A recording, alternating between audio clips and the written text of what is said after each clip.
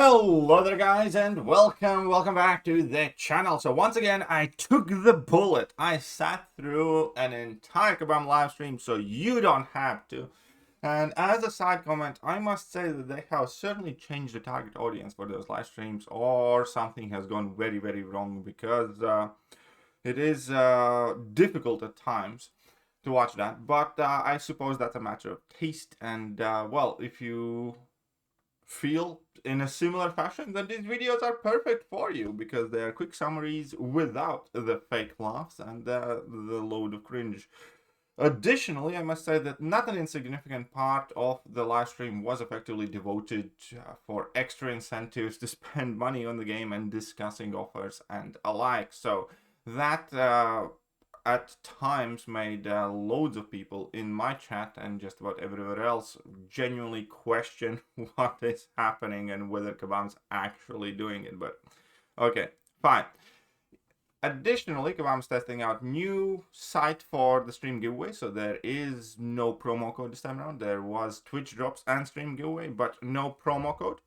There's still this calendar going on in order to get your free 6-star champions if you haven't already, and there will be a new calendar later this month from February 14th till March 31st that awards you with a Red Hulk and Captain America's Sam Wilson, presumably in the 6-star variety as well. So, you know, you're going to get some free 6-stars in near future from that. Then they proceeded to read out the flavor text of the monthly event quest, which was by far the most fantastic part of the stream, because it kept us to the edge of the seats with the excellent story beats that MCOC has. Utterly, completely riveting stuff that I somehow must have blanked on, to my own dismay. However, you will be interested to know that absolutely zero updates have been done to the monthly event quest and the Paragon Gauntlet as well. You are still absolutely required to explore the Thronebreaker difficulty in order to get access to Paragauntlet, which Kabam is leveraging now behind the new XP mechanic as well. So enjoy doing 4 or 5 hours of questing for virtually completely meaningless rewards, or close to meaningless rewards for endgame players. Moving on the bright side, we have side quest that has been made as simple as possible. It will be simply in a form of a new quest unlocked each month, and go and clear it. Get your Mysterium, get your extra rewards, and that's it. So there are no tokens, no keys, no nothing of the sort. It's just a weekly quest that gets unlocked, and you're good to go. Now, moving on to the deep dives, we do have 2 new champions, Arnim Zola and Falcon, who can Taurus. Now, I do know that a lot of CCP players are excited. I'm just making sure that there is no additional volume coming in, because I am re-recording this video yet again. Anyways, Arnim Zola has gotten quite a lot of CCP members very hyped. We can see his rotation effectively is bait out level 2 from opponent, and then you can have them special locked 1, where you can start spamming your heavy attacks. If you have an awakened version of this champion, you will also get that unblockable. And this would effectively be the rotation of level 1, level 2, fairly quick, and that deals approximately 300k damage of opponent's health in like a single go. The way he effectively uses his special lock is you have a pre-fight ability where you can choose special lock 1 or 2. Again, some champions with very nasty special 2s, you might choose to do that, so you never have to bait out or worry about level 2 from a specific champion. But typically for his damage rotation, you would be required to special lock 1 your opponent in order to spam those infinite heavy attacks.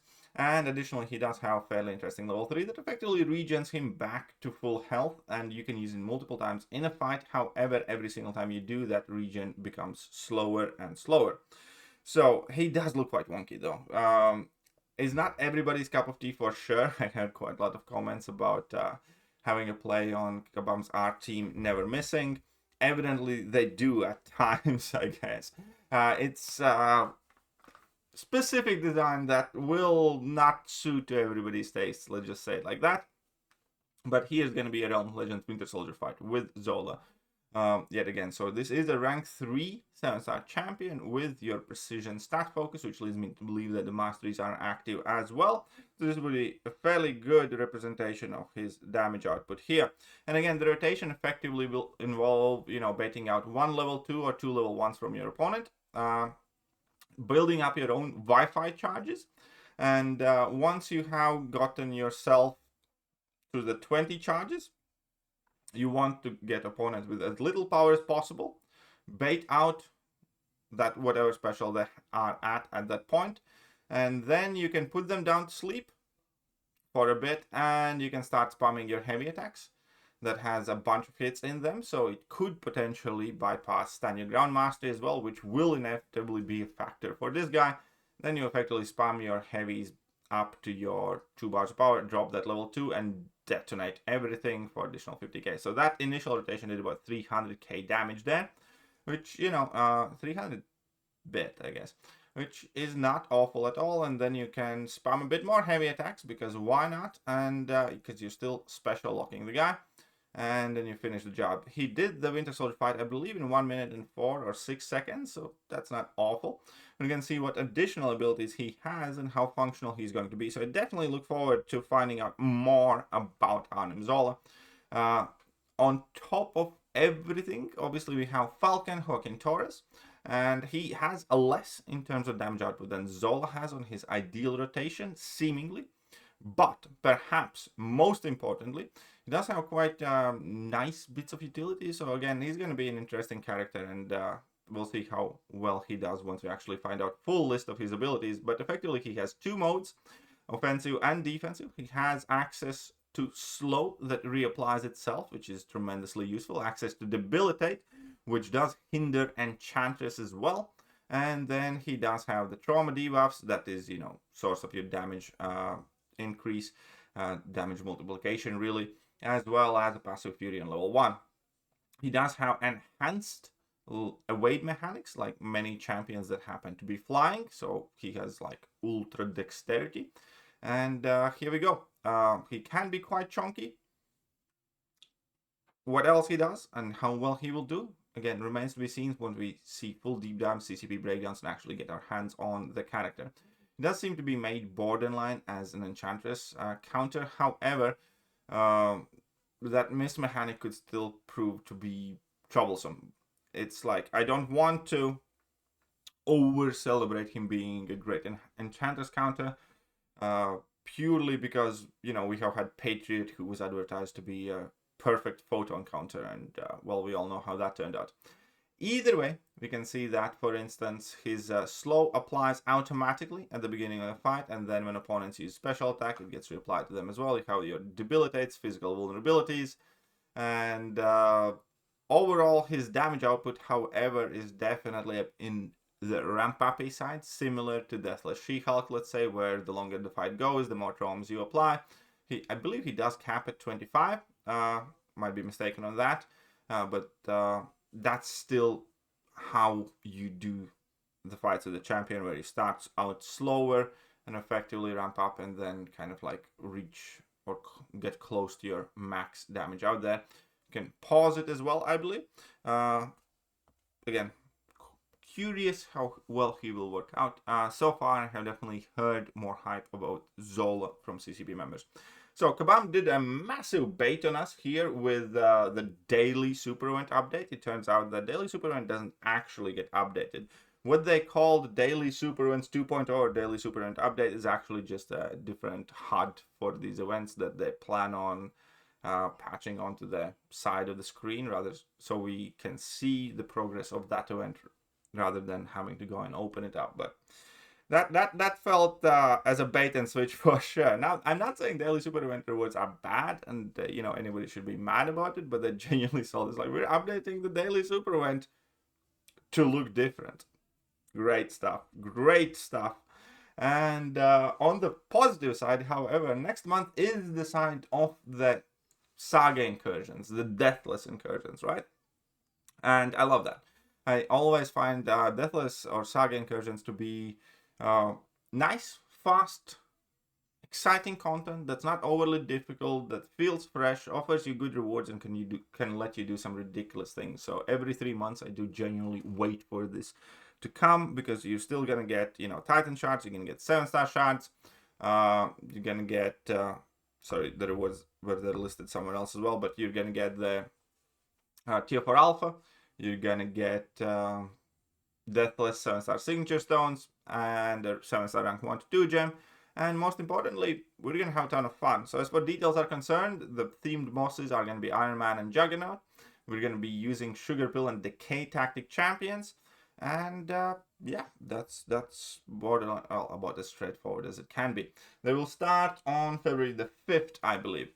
Additionally, next Battleground season will get a True Bromance solo win. This will start on February the 12th. It will include, you know, extra BG currency. It will include some reshuffles, which is always nice. Some profile pictures, some emotes, and by the looks of it, some cav crystals, I guess. You know, fine, whatever, something.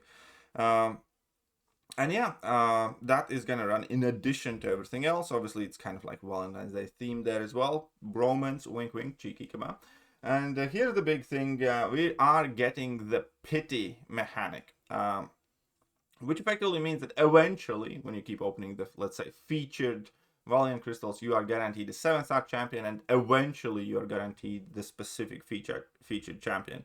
So this is how it's gonna function. So guaranteed, you know, 7-star Luke Cage within X amount of crystals, guaranteed 7-star champion within X crystals. This does mean that eventually you will be able to specifically snipe the exact champion that you wish. Obviously, it might take you half a year, pending how many crystals you open, but eventually you will be able to snipe the exact champion and obtain it within like 1 crystal or 5 crystals or whatever. A lot of games does have this. It's again definitely worked in as an extra added incentive to open the champion crystals and feel like, you know, you can take control of your champion acquisition and target champions specifically. They're gonna launch it with 3 different featured Valiant crystals, which is gonna be Luke Cage, Nova, and the Hood, which again can offer you a chance to get them guaranteed. So 3 separate featured releases. Featured Valiant and featured Paragon crystals. For featured Valiant, every 30 crystals without 7-star is now guaranteed 7-star. Every 5 crystals without 6-star is guaranteed 6-star. 200 count featured champion in 7 stars, and count carries over in between the crystals. Additionally, featured Paragon crystals, 60 crystals for 7-star, 10 for 6-star, and now expanded to cow players as well. So cow players and Thronebreakers will be able to get Paragon crystals for the duration of this event. Next up, we do have the Valentine's Day sale. Now, keep in mind, they didn't say event, they said specifically sale. They are making it with the return of this box mechanic that they introduced with Glorious Guardians. So it's not going to be a crystal. You're effectively going to get a key to the box, and then you're going to get one out of these 6 characters. And then if you're going to get the second key, you're going to be able to get one of the 5 remaining characters up until all, you know, champions have been drawn out of the box, at which point it gets refilled.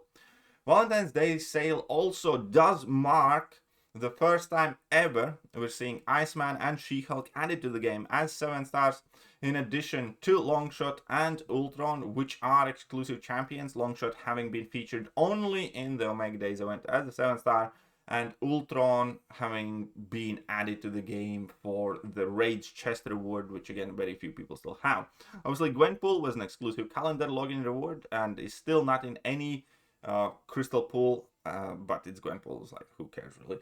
And we have Symbiote Superior Iron Man, which you know, is just there to hang out with the rest of them, I suppose, which is by far and away the least rare of the champions that we see there. However, you know, these are coming to the game 7 stars. So, Love and War box, She-Hulk, Iceman, Gwenpool, Ultron, Spear, Iron Man, Longshot, couples crystals, 2 champions per crystal. Kabam had done this in past already. Webstore Milestone track featuring a Titan Nexus crystal plus more. So this is the thing where if you spend up to, let's say, $500 or $800 worth, you get some guaranteed rewards along the way. Romance, rank up gems, signature stones, and awakening gems within the unit offers, I presume. 1 full tier 7 basic catalyst for Valiance for units. Now that is going to be quite interesting to see how many units you have spent to get a tier 7 basic. I'm almost certainly going to miss that, but you know, I'm sure a lot of people will jump on it because that is effectively the rarest item in the game as of right now. Keys in Odin's Vault and milestone tracks. Romance, style, revives, and health potions are making a return in the sale as well. So, you know, Valentine's Day sale. Too bad that we do not have a Lunar's New Year event. Too bad that we do not have Valentine's Day events anymore, as far as we can say. But we definitely have the Valentine's Day sale. Right, Summoner's Sigil is getting a workup as well. Based on people's outrage, effectively, Kabam is capitalizing a little bit. Kabam is bending the knee a bit. Although I do think this either was a gross oversight of Kabam or their plan all along. But effectively, Sigil 2.0 is available now. 1 Sigil potion, 1 Alliance War champion boost, and 1 champion boost for the weekly bundle of all the player progression levels. So we get our boost back weekly and 1 potion weekly, which, you know, is fine, which works out approximately the same as it did before, I guess. And returning 5 and 6-star featured crystal trade-in discount to the Black ISO market, which I'm sure a lot of people will be happy about as well, especially if you are in the junior progression levels. Early adapters to receive a package. Well, we'll see when that comes, and check forums on Discord for more details. Sure. Still advertising the giveaway mechanic, and now we have ARES. ARES effectively is quite uniquely designed to be a recurring endgame boss. We're going to get to fight him very, very soon, but the point of him is that Kabam is going to tweak him slightly and keep throwing at us, let's say, in story content, chapter finishes, or in Eternity of Pains, or in next version of Necropolis, and so on and so forth. So we can expect to fight this guy quite a bit. And again, just to make sure that the sound is not playing, this guy will be, you know, a skill-based fight yet again. We were recommended to use champions that are chunky or with unstoppable. This guy is effectively also tailor-made to defeat Hercules. You cannot use Hercules against this guy because he's immediately going to power gain 1 billion power. And the point is that we will have to recognize which weapons ARES is using by the color indicator there, and then do appropriate actions, more or less. So that's kind of the point of ARES. Eventually, he might become a playable character as well, but certainly has not been the, you know, plan to release him anytime in near future, as far as I gathered from Kabam. But yeah, so that's ARES. And first time we will fight ARES is going to be in Epoch of Pain. So that's effectively the culmination of all of the 4 seasons of suffering that we went through. And we're going to have to fight all of the previous fights that we have done already. And then we will fight ARES boss for the first time. And it is going to be a massive undertaking. There's going to be lots of these fights. So it's going to be 4 different parts, 6 runs total required from us. Players will have team size of 3. The start point spills into section that has a dual class gate, requiring a player to have a team of only 2 of the 6 classes on their team. Science Tech Path is on the left, Skill Cosmic middle, and Mutant Mystic on the right. Then we have also 7-star requirements, either 2 or 7-star, 3 7-star gates. So there's going to be, you know, champion restrictions. However, the rewards are quite great, and that is like the biggest thing for sure. Tier 7 basic catalyst just for completion. 2 to 3 rank up gem. 4 tier 4 alpha catalysts, again, just for completion. Titan crystal, XP, and special title. Then exploration will give, for majority of the players in this game, their very first ever 7-star rank 4 champion. So it's going to be a rank 3 to 4 rank up gem crystal. So it's a random class, entirely RNG decided which class rank up gem you're going to get. But it is going to be your very first 3 to 4 opportunity for most players. Additionally, there is a Titan Nexus, 7-star 1 out of 5 Nexus, 7-star generic awakening gem, and XP tokens and special profile picture. Then moving on, chests, 1 per class. That will mean that there are 6 chests available. So you're gonna get 7-star awakening, 7-star crystal times 6, 46 CCs times 6, 7-star rank up 1 to 2 gem times 6, 50 class signature stones times 6, so that's 306 stones, and 2000 awakening gem shards as well, 12,000 in total. So the rewards are quite impressive, which leads me to believe the content itself is going to be a revive sync. Let's call it for what it will be. It's gonna be awesome. Right, and then the winner of the Summoner's Choice. And this year, I think nobody cared about it. This year, I saw the least amount of discussion about this ever. I think it's because of last year's champions being kind of like and choices being and you know, they're not bad, but you know, they're not Hercules anymore. So we started with 8 champions. 2 got to the final, Mr. Knight and Shroud. I voted for Shroud. I hoped that the Shroud would win, but in the fitting tradition of my own personal tastes completely differing from majority of the people voting, I did not get Shroud. We get Mr. Knight. By the way, my voting track record on these has been awful. Last year I wanted Blob, we got Shatra. Before that, I voted for something else aside from Quicksilver, we didn't get that. And I wanted to make Sentinel, but I think Hercules was the first one. So basically, I never get these right. So either way, Mr. Knight won the Summoner's Choice, so he's going to be coming to the game first, and for sure. And that is effectively about it. There's nothing else left. So again, re-recording this video. Sorry for the delay, and hope you guys enjoyed it. See you soon. Bye-bye. Hello there, guys, and welcome back to the channel. So we have all the information about